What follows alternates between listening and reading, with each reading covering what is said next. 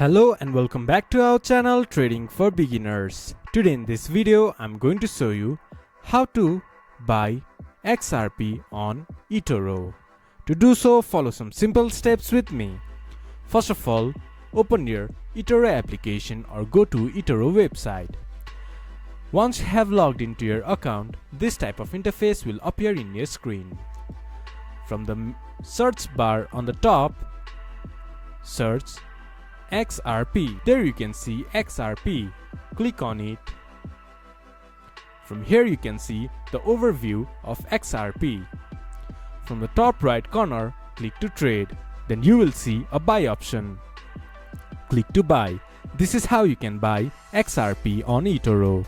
This much for today's video. If you guys find our video helpful, please leave a like and comment. And do not forget to subscribe our channel and hit the bell icon. I'll see you guys again in our next video. Thank you for watching.